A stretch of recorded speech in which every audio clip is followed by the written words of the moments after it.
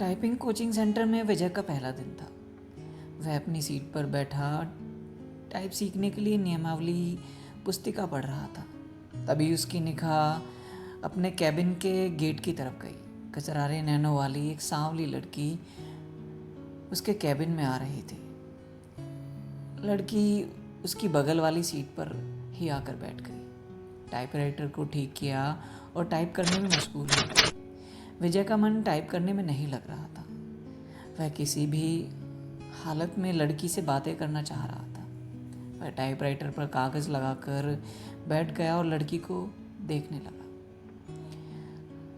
लड़की की उंगलियां टाइपराइटर के कीबोर्ड पर ऐसे पड़ रही थी जैसे हारमोनियम बजा रही थी। क्या देख रहे हो? थोड़ी देर बाद लड़की गुस्से से बोली, आपको टाइप करते हुए देख रहा हूँ। यहाँ क्या करने आए हो? टाइप सीखने। ऐसे सीखोगे? लड़की के स्वर में तल्खी बरकरार थी। मेरा आज पहला दिन है, इसलिए मेरी समझ में कुछ नहीं आ रहा है। आप टाइप कर रही थी तो मैं देखने लगा कि आपकी उंगलियां कैसे पड़ती हैं कीबोर्ड पर। आपको टाइप करते देखकर लगा मैं भी सीख जाऊंगा। यदि इसी तरह मुझे ही देखते रहे तो आपकी यह मनोकामना कभी पूरी नहीं होगी। लड़की फिर टाइप करने में जुट गई। विजय भी कीबोर्ड देखकर टाइप करने लगा। टाइप करने में उसका मन नहीं लग रहा था। वो बेचैनी सी महसूस कर रहा था। 10 मिनट बाद ही उसने टाइपराइटर का रिबन फंसा दिया। रिबन तो फंसेगा ही जब ध्यान कहीं और होगा। लड़की उसके टाइपराइटर को थोड़ा अपनी ओर खींचकर रिबन ठीक करने लगी। इसी बीच रिबन नीचे गिर गया। वह उसे उठाने के लिए झुकी तो उसके गले से चुन्नी गिर गई। रिबन उठाने के लिए विजय भी झुका था। उसकी निगाह अकस्मात ही लड़की के रोज़ों पर चली गई। वह सकपका गया। फिर लड़की बोली, लो ठीक हो गया। लड़की ने कहा तो उसकी चेतना लौटी। लड़की फिर टाइप करने में लग गई, लेकिन विजय का मन टाइप करने में नहीं लग रहा था। वह लड़की से बातें करने की ताक में ही लगा रहा था। मन नहीं लग रहा है? अचानक लड़की ने उससे पूछा तो बाँछें खिल गई उसकी। लगता है कि सीख भी नहीं पाऊंगा। आसार तो कुछ ऐसे ही दिखते हैं जनाब आपके। आपका नाम? विजय ने बात को बढ़ाने के लिए सवाल कर दिया। सरिता। अच्छा नाम है, लेकिन मुझे इस नाम से नफरत है। क्यों? कोई कारण हो तो बताएं। यह कहते हुए सरिता अपनी सीट से उठी और पर्स कंधे पर टांगते हुए कैबिन से बाहर निकल गई। विजय उसे जाते हुए देखता रहा। उसके जाने के बाद उसने टाइपराइटर पर डाली अपनी नज़र और वो टाइपराइटर पर टाइप करते हुए थोड़ा सा उदास हो गया। और दुनिया बदल गई। इसी दिन से विजय हवा में उड़ने लगा, रातों को छत पर घूमने लगा, तारे गिनता और उनसे बातें करता, चांदनी रात में बैठकर कविताएं लिखता। गर्मी की धूप उसे गुनगुनी लगने लगी थी। दुनिया गुलाबी हो गई थी तो ज़िंदगी गुलाब का फूल। आंखों से नींद गायब हो गई। वह ख्यालों ही ख्यालों में पैदल ही पैदल कई किलोमीटर तक घूमा था। अपनी इस स्थिति के बारे में उसने अपने एक दोस्त को बताया तो उसने कहा, गुरु तुम्हें प्यार हो गया है। दोस्त की बातें सुनकर उसे अच्छा लगा। अगले दिन विजय ने सरिता से कहा कि आप पर एक कविता लिखी है, चाहता हूँ कि आप इसे पढ़ें। यह भी खूब रही, जान ना पहचान तू मेरा मेहमान। कितना जानते हैं आप मुझे? जो भी जानता हूँ उसी आधार पर लिखा हूँ। सरिता उसकी लिखी कविता पढ़ने लगी। सरिता। कल कल करके बहने वाली जलधारा लोगों की प्यास बुझाती है। किसानों के खेतों को सींचती, राह में आती है बहुत बाधा। फिर भी मिलती है सागर से उसके प्रेम में सागर, साहिल पर पटकता है सिर। उनके प्रेम की प्रगाढ़ता का प्रमाण पूर्णमासी की रात में उठने वाला ज्वार भाटा। सरिता है तो सागर है, सरिता के बिना रेगिस्तान हो जाएगा सागर। सागर के प्रेम में सरिता लांघती है पहाड़, पठार और मानव निर्मित बाधाओं को। कविता के नीचे उसने विजय की जगह सागर लिखा था। सरिता ने उसे देखा और कागज़ विजय की तरफ बढ़ा दिया। विजय ने कहा कि मैं चाहता हूँ कि आप इसे टाइप कर दें, इसे छपने के लिए भेजना है। सरिता कुछ नहीं बोली। कागज़ को सामने रखकर वो टाइप कर दिया। विजय उसे देखता रहा। इस बात का आभास सरिता को भी था कि विजय उसे ही देख रहा है, लेकिन उसने कोई विरोध करने के बजाय पूछा कि आप कवि हैं? नहीं, बनने की कोशिश कर रहा हूँ। कवि भगोड़े होते हैं, सरिता ने उसकी ओर देखते हुए कहा। उसकी इस टिप्पणी से विजय सकपका गया। कवि अपने सुख के लिए कविता रचता है। रचते समय वह कविता के बारे में सोचता है, उसके बाद वह कविता को उसके हाल पर छोड़ देता है। कविता जब संकट में होती है तो कवि कविता के पक्ष में खड़ा नहीं होता। यह आप कैसे कह सकती हैं? मैं समझती हूँ कि आदमी की ज़िंदगी भी एक कविता है। मेरी ज़िंदगी एक कविता है। मेरी ज़िंदगी मुझे अच्छी नहीं लगती, इसलिए कविता भी मुझे अच्छी नहीं लगती। अरे वाह, आप तो कवि हैं। अभी आपने जो कहा वह तो कविता है। कविता नहीं, कविता का प्रलाप है, उसकी वेदना जो उस कवि के कारण उपजी है जिसने मेरी ज़िंदगी की रचना की है। इतना कहकर सरिता कैबिन से बाहर चली गई। कैसी है यह? विजय ने सरिता के टाइपराइटर को देखा। लगा जैसे टाइपराइटर किसी शोक गीत की रचना में मशगूल है। प्यार की खुशबू। आज उन्होंने बातें अधिक की। उनके वार्तालाप को देखकर टाइपिंग इंस्टीट्यूट चलाने वाली मैडम ने उनके पास आकर कहा कि आजकल तुम काफ़ी खुश हो सरिता। बदले में सरिता केवल मुस्कुराई और साथ में विजय भी मुस्कुराया। तो क्या मेरे प्यार की गंध इसे भी लग गई? अगले दिन सरिता जब इंस्टीट्यूट आई तो काफ़ी सजी धजी थी। नया गुलाबी सूट था। विजय को सरिता का यह बदला रूप अच्छा लगा। वह अपनी भावनाओं को दबा नहीं पाया। बोला, काफ़ी सुंदर लग रही हो। जवाब में जब सरिता ने मुस्कुराते हुए थैंक यू का फूल जब उसकी तरफ फेंका तो उसकी इच्छा हुई कि वह खड़ा होकर नाचने लगे और ज़ोर ज़ोर से चिल्लाए कि उसे प्यार हो गया। ग्रह नक्षत्रों की चाल। आदमी जब निराश होता है या फिर लक्ष्य के प्रति उसकी स्थितियां साफ नहीं होती तो वह धर्म और ज्योतिषी के शरण में चला जाता है। विजय की भी हालत कुछ ऐसी ही थी। वह सरिता को चाहने लगा था, लेकिन सरिता भी उसे चाहती है यह स्पष्ट नहीं था। वह अपनी बेरोजगारी से भी परेशान था। घर वाले शादी के लिए अलग से दबाव डाल रहे थे, लिहाजा एक दिन वह ज्योतिष के पास चला ही गया। नौकरी पाने के लिए वह ज्योतिष से नुस्खे पूछता रहता है। उसने सोचा कि प्रेम पाने के लिए भी ग्रह नक्षत्रों की चाल जान ली जाए। नौकरी के लिए तो ज्योतिषी कभी कहता है कि आपकी कुंडली में काल सर्प दोष है जो आपके शुभ कार्यों में बाधक है। इसकी शांति के लिए घर में मोर पंख रखे और प्रतिदिन उसे 2-3 बार अपने शरीर पर घुमाए। सोमवार के दिन चांदी से बना सर्प का जोड़ा शिवलिंग पर चढ़ाएं। नित्य श्री गणेश जी की उपासना करें। धैर्यपूर्वक ऐसा करने पर ही रोजगार प्राप्ति की संभावना बनेगी। विजय ने अभी तक उसके बताए हुए नुस्खों को आजमाया, लेकिन आज तक कोई संभावना नहीं बनी। शिकायत करने पर वह कह देता कि आप पर भाग्य शुक्र की महादशा चल रही है। शुक्र के बलवर्धन के लिए शुक्रवार के दिन 5.5 रत्ती का ओपल चांदी में जड़वाकर दाहिनी मध्यमा में धारण करें। पंडित जी, मेरी कुंडली में प्रेम है कि नहीं? है ना, बहुत है।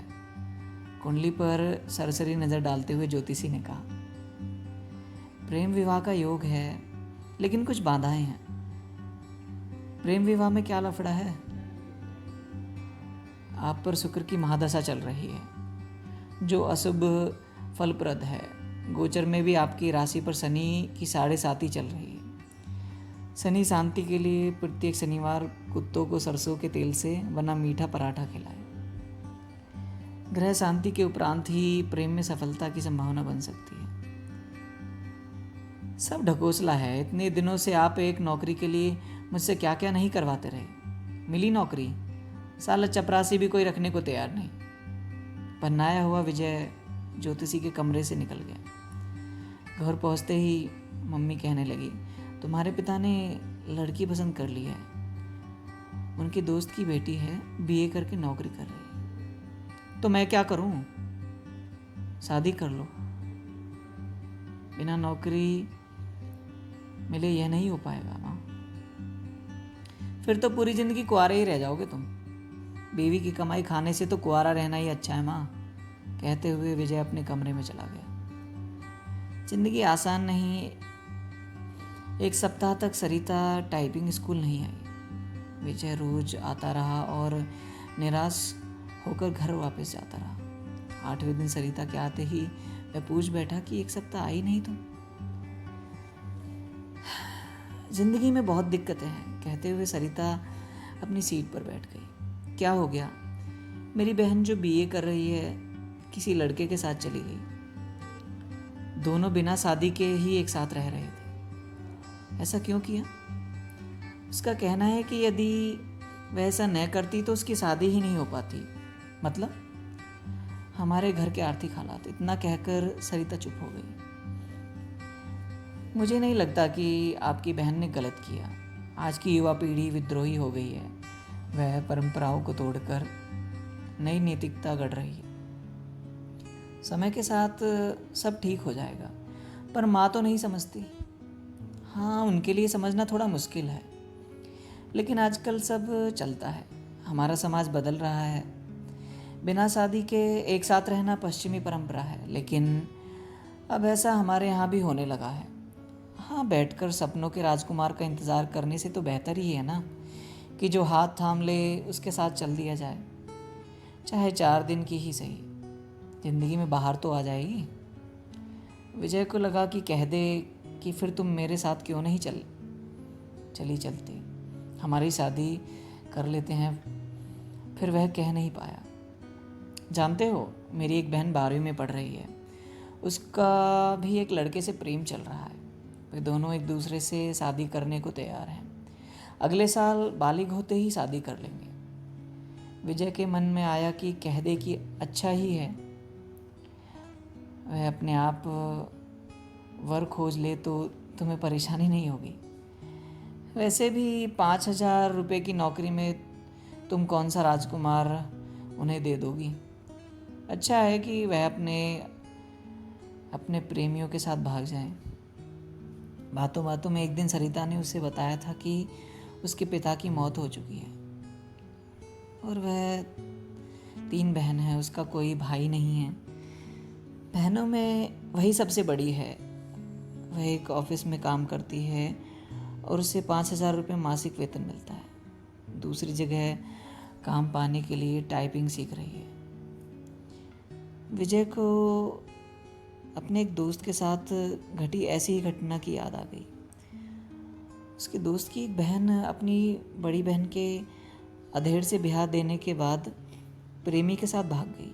इसके बाद उसका दोस्त गुस्से में उबल रहा था। तब विजय ने कहा था कि शांत रहो यार, वे दोनों जहाँ हों कुशल से रहें।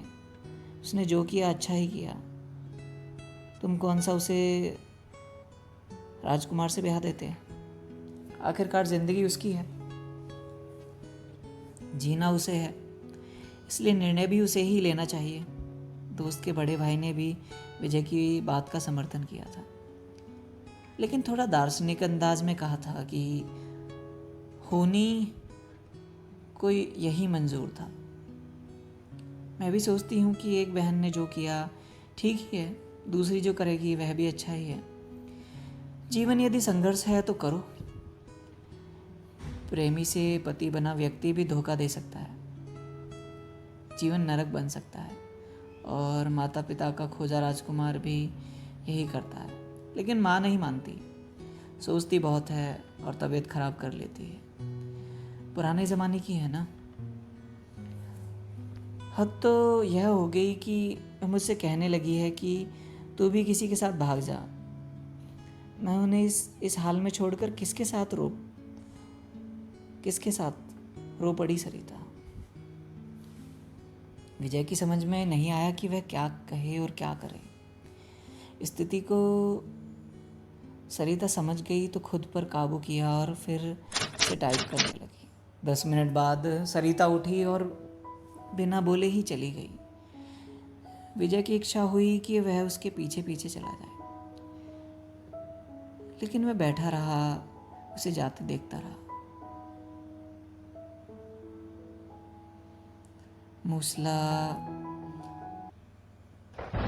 मूसलाधार बारिश में बिजली का गिरना, आसमान में काले बादल घिराए थे। इस कारण परिवेश में अंधेरा पसर गया था। रह रहकर आसमान में बिजली चमकती और बादल गरजते। ऐसे मौसम में भी विजय टाइपिंग स्कूल जाने के लिए तैयार था। वह सरिता से मिलना चाहता था। जब वह घर से निकला तो बूंदाबांदी शुरू हो चुकी थी। फिर भी वह तेज कदमों से टाइपिंग स्कूल की तरफ बढ़ने लगा। कुछ ही दूर गया होगा कि बारिश तेज हो गई। सड़क पर चल रहे लोग भागकर किसी छांव में खड़े हो गए, पर वह अपनी मस्ती में भीगता हुआ चलता रहा। इंस्टीट्यूट पहुंचकर उसे पता चला कि सरिता नहीं आई है। इतनी बारिश में आने की क्या ज़रूरत थी? मैडम ने विजय से कहा, आप नहीं समझेंगी, सब समझती हूँ, लेकिन अब सरिता यहाँ कभी नहीं आएगी। क्यों? आपको कैसे पता? उसका फ़ोन आया था मेरे पास। उसने कहा कि यदि आप आओ तो बता दो, वह कभी नहीं आएगी। विजय की आवाज़ किसी कुएं में से आती लगी। विजय टाइपिंग स्कूल से बाहर आया। बाहर मूसलाधार बारिश हो रही थी। जैसे ही उसने नीचे की ओर कदम रखा, जोर से बिजली चमकी और बादल गरजने लगा। विजय संज्ञा सून सा भीगता हुआ घर की तरफ चल पड़ा। उसने सोचा कि वह सरिता के घर जाएगा, लेकिन उसके घर का पता तो मैडम दे सकती है, यह सोचकर वापस पलटा। लेकिन तब तक टाइपिंग स्कूल बंद हो चुका था। भीगते हुए घर पहुंचा। तब तक उसका शरीर बुखार से तपने लगा था। लगभग 15 दिन वह चारपाई पर पड़ा रहा। जब कुछ ठीक हुआ तो 20वें दिन टाइपिंग स्कूल पहुंचा। मैडम नहीं मिली। यह सिलसिला 15 दिनों तक चला। 16वें दिन उसे मैडम मिली। उसे देखते ही बोल पड़ी कि काफ़ी कमज़ोर हो गए हो तुम। उस दिन बारिश में भीगा तो बीमार हो गया था मैं। विजय ने मैडम से सरिता के घर का पता मांगा तो उसने कागज़ पर लिखा और विजय को थमा दिया। मैडम को धन्यवाद बोलकर विजय चल पड़ा। वह आज ही सरिता से मिलना चाहता था। जब वह मैडम के दिए पते पर पहुंचा तो वहाँ ताला लगा था। पड़ोसियों से पूछने पर पता चला कि सरिता यहीं रहती थी, लेकिन अब मकान बेचकर चली गई। कई लोगों से पूछने के बाद भी विजय को उसका नया पता नहीं मिला। निराश होकर वह घर लौट आया। सरिता के इस व्यवहार से उसे काफ़ी धक्का लगा था। उसे कुछ समझ नहीं आ रहा था कि सरिता ने ऐसा क्यों किया। वह सरिता की याद में कविताएं लिखने लगा। एक दिन उसे एक सपना देखा और उसके भावों को कविता के रूप में कागज़ पर लिखा। सरिता जो निकली अपने उद्यम स्थल से, सागर की चाह में चली द्रुत गति से। सामने आ गया पहाड़। टकराने के बाद बदल लिया अपना मार्ग था लंबा, पहाड़ों की श्रृंखला थी, पठार और पथरीली ज़मीन भी। आदमी भी खड़ा था फावड़ा लिए, बांध बनाने को तत्पर, खेत सींचने के लिए चाहिए उसे, पानी पीने के लिए भी बिजली भी तो चाहिए, घर रोशन करने के लिए, कारखाने चलाने के लिए, कारखानों के कचरे को बहाने के लिए भी चाहिए उसे नदी। प्रकृति से लड़ते नहीं, थकी वह बहती रही अविरल। दिल में सागर से मिलने की चाह लिए, भारी पड़ा प्यार अवरोधों पर। पहुंच गई वह साहिल पर, लेकिन मानव ने बना बांध रोक दी उसकी धारा। कारखानों की गंदगी उड़ेल सड़ा दिया उसकी आत्मा को। अपने आंसुओं से धोती रह वो अपना बदन। निर्मलता से मिलना चाहती थी सागर से, विकास उन्मादी मानव ने रौंद दिया उसकी आत्मा को। जिंदा लाश हो गई वह, उसके लिए तड़पता है सागर। साहिल पर पटकता है अपने सिर को। उसने तो दम तोड़ दिया मानव के विकास में। सागर भेजता है बादलों को उसे पुनर्जीवित करने के लिए। वह जानता है बेवफा नहीं है वह, सच्चा है उसका प्यार। कैद है वह मानव के विकास में। बरसते हैं बादल, उफनती है नदी, मानव को दिखाती है अपना विकराल रूप। मिलते ही प्यार की ताकत तबाह कर देना चाहती है वह मानव सृष्टि को। बदला लेना उसकी प्रवृत्ति नहीं, भागती है तेज गति से सागर की ओर। बाहें फैलाए स्वागत करता है सागर। बताना चाहती है अपने कष्टों को है, लेकिन कुछ भी नहीं जानना चाहता है सागर। जानता है वह मानव स्वभाव को, उसका भी तो पाला पड़ा है इस स्वार्थी प्राणी से। विजय की इस कविता को पत्रिका में छपे 1 माह से अधिक हो गया है, लेकिन उसके पास इस बार भी अब तक सरिता का कोई पत्र या फ़ोन नहीं आया। उसे उम्मीद है कि एक न एक दिन सरिता उसे संपर्क जरूर करेगी। जब से वह कविता प्रकाशित हुई है, तब से वह फ़ोन की प्रत्येक घंटी पर चौंक जाता है। यही नहीं, हर रोज़ पोस्टमैन का बेसब्री से इंतज़ार करता है, और जब उसके आने का समय ख़त्म हो जाता है तो वह उदासी के समुद्र में डूब जाता है।